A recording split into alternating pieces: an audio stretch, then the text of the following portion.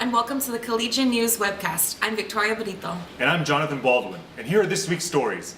Skinner Elementary School Dragons will be able to walk through their campus more safely now that the Brownsville City Commission has granted Brownsville Independent School District an encroachment of a portion of West St. Francis Street. Part of the street that is located between West 4th and West 5th Streets will be closed due to Skinner campus safety concerns. A removable canopy will be built there and barricades will encompass the area to keep traffic out. Commissioner at Large A. Estela Chavez Vasquez asked whose insurance would cover an accident in that area. It's been blocked off for years, Commissioner. It is a public street. We'll work the accident and determine fault and things like that if it ever occurs. Hopefully, these are measures we're taking to prevent anything like that from occurring within the grounds where the children are participating in any type of activity, either going to or from class or going across the street, because there is some activities that occur across the street from the school as well.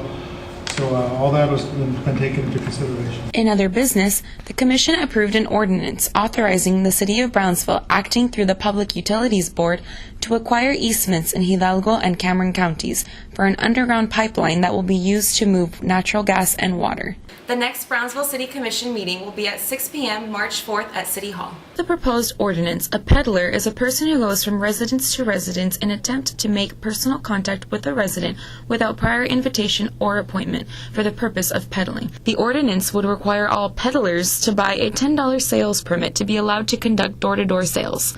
The proposal would limit door-to-door sales from 10 a.m. to 7 p.m. Girl Scouts, for example, they want to sell cookies door to door. A responsible adult has to get a permit. It costs $10, and if worst comes to worst, the chief could waive the $10, I suppose. When the youth and children are out knocking on doors, there has to be a responsible adult with them at all times. Sorry, did you say that Girl Scouts were going to have to file for a $10 fee? Well, permit? we're not picking on the Girl Scouts. Well, the Girl Scouts aren't peddling their cookies. They're fundraising for their activities. So legally, is there a definition between fundraising and peddling? If the Girl Scouts are going door to door selling their cookies, they are peddling under the ordinance. Commissioner at Large A. Estela Chavez Vasquez said the bigger issue will be among elementary school fundraisers. And so that's where I'm having a little bit of concern, and maybe we can look at the ordinance to revisit those kind of situations, as opposed to somebody that's selling something for their own personal gain. A motion made by Chavez Vasquez to table the ordinance and seconded by District 2 Commissioner Jessica Tetro Khalifa passed unanimously. The Commission took no action in open session regarding the possible exchange of property with UT Brownsville and/or Texas Southmost College, an item that was discussed in executive session. The next meeting of the Commission will be at 6 p.m. February 18th in City Hall. For the Collegian News, I'm Victoria Brito. Ramiro Gonzalez, Comprehensive Planning Manager for the city, asked a crowd of about 50 people for input on the proposal, which would increase the parking rates from 25 cents an hour to 75 cents an hour. Additionally, the city wants to establish a downtown employee and owner parking pass that would cost $60 per month or $2 per day. It really is to increase the availability of parking. That's really just the first gut reaction that people give me. So we need to increase the availability of parking so that shoppers can come downtown, they can find parking, and they can actually spend money in our downtown area. Brownsville resident Teresa Saldivar said she is concerned about the people who work minimum wage jobs in the downtown area. That's money out of their pocket and food off their table. I would recommend that employers pay for the parking fees for their employees. It's done in major cities to attract good employees.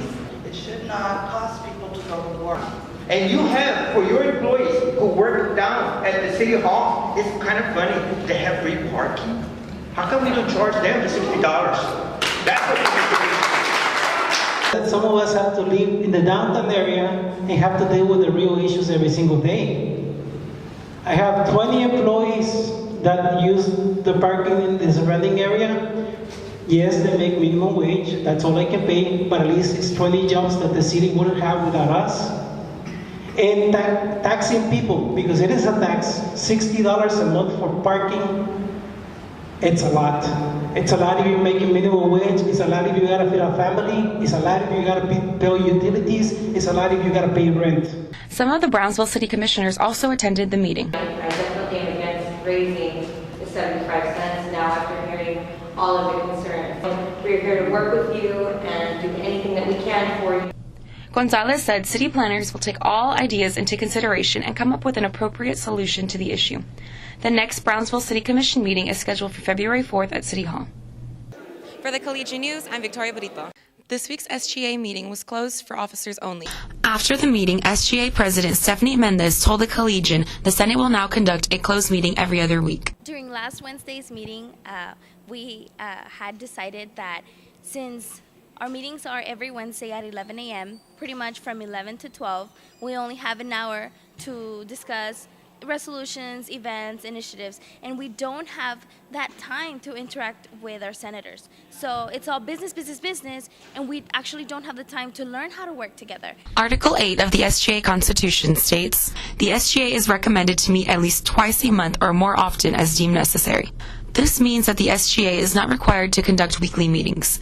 In an interview with the Collegian, SGA co-advisor Sergio Martinez said these meetings are used to discuss more of the informal things and plan for events that are going to happen. Well, today we didn't have a general board meeting. I think SGA has decided that they're going to have general board meetings twice a month. Okay, and what kind of action can the executive board take during a closed meeting? They can't. They cannot pass any resolutions. The SGA will now hold Senate board meetings as well as Senate business meetings twice a month. So the executive board came up with this idea to have, like on a Wednesday, have Senate board meeting, which means that it's open to a student, and then another Wednesday, which would be the following Wednesday, we would have a Senate business meeting, which is more internal planning, more collaborating to write resolutions, more organizing our events. On Friday, UT Brownsville President Juliet V. Garcia and Provost Alan Artebis will attend the SGA Executive Board meeting. Before this meeting, the senators and executive board will go throughout campus and ask students what their concerns are. Those concerns will be presented to the president and provost. The next SGA meeting will take place at 11 a.m. Wednesday in the main building Salon Casia and will be open to the student body. For the Collegian News, I'm Victoria Brito. If you've seen signs of ghosts on campus, you're not alone. Many UT Brownsville and Texas Southmost College students say they've seen paranormal activity here. I'm not really sure if it's ghosts or whatever, but on the third floor of the south building, the elevator always comes up, dings and opens constantly. And I don't know why, but it's just really creepy. I don't know why it does that, but it could be ghosts. David Bujanos, a TSC radiologic technology sophomore, has also seen the South Hall elevator operating with no one in there and has also heard toilets flushing in empty stalls. Yeah, there's stuff out there. Out of the old morgue, if you're doing something that you're not supposed to be doing, there's this thing about this woman in black where if she catches you, she'll stare at you and see what your reaction is. If you didn't know, the area that both campuses now sit on was once Fort Brown. Peter Kuwinda, a professor in the College of Education's Technology, Learning and Innovation Department, has compiled ghost encounters into a booklet titled Some Tales of the Valley. Among these stories is one of a young boy whose spirit roams the campus looking for his mother. And here was this Canadian couple, and they were asking him, where was that boy? So I explained that he was on the campus. They used to love to walk around the Resaca. And at one time, this little boy shows up, and he just went in between them and held their hands. And so they walked with him, they talked to him, and he told him that to please tell his mom that he's all right. And the strange thing was, afterwards, that they recognized that they were from Canada. She was French-Canadian, and he was British-Canadian. And although he spoke just one time all the time, she understood it in French, while he understood it in English. Gorgas Hall was once a hospital. William C. Gorgas, the U.S. Army's Surgeon General, would perform autopsies here on patients who had yellow fever. Could those spirits still be lingering around? We had to work late because we were working on the budget. And as it was, I think, already maybe 2 o'clock in the morning, I decided to go to a pizza place that was open to get something to eat. And so I took off. And supposedly in my office, the lights were on, and the secretary, she could see the light shining underneath the door.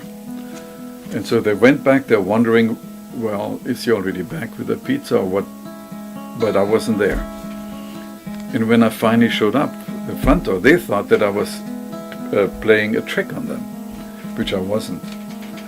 And suppose they had also heard steps on the ceiling. And anyway, she decided to quit. He said there have been more than 20 reports of ghost-like activity. There's a lady that sometimes shows up, and she would show up and like she would take her bag, her purse, and put it right next to a couple, and would put it there and just stare at them. And then they would naturally look at her funny, but she would get up and walk right through where TSC offices used to be, through the wall, because she has clothing on that shows that she must have lived before Gorgas Hall had that extension. It's here on this campus are told to be very nice. There's no bad. For the Collegian News, I'm Victoria Brito. Thank you for joining us this week. I'm Jonathan Baldwin. And I'm Victoria Brito. Have a great week.